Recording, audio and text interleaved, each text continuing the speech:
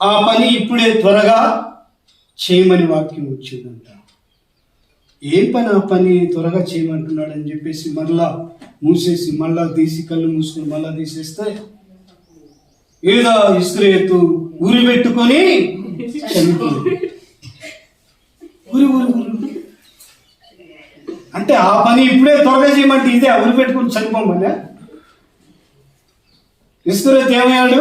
27వ అధ్యాయంలో ఆ ఇంటి నాణ్యాలను పడివేసి దేవాలయం ఎదుట ఉరి పెట్టుకొని ఆ పని ఇప్పుడే త్వరగా చేయమంటుంది. ఆయన మంచి పని ఆ త్వరగా చేయడానికి. అందుకని బైబిల్ చదివే విధానం అది.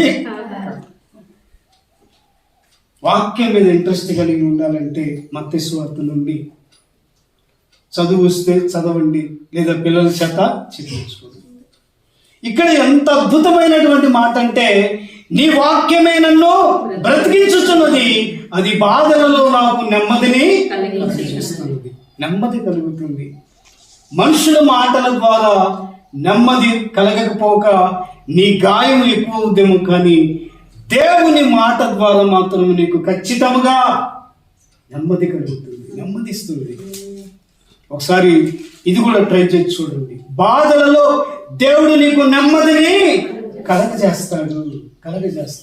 అందుకని శిలకజొచ్చు నాకు ఇట్లా తీయకుండా ఎక్కడి నుండి ప్రారంభించాలో అక్కడి నుండి ప్రారంభించి దేవుని వాక్యాన్ని మీరు చదవండి. దేవుని వాక్యము ద్వారా మనకేం కలుగుతుంది?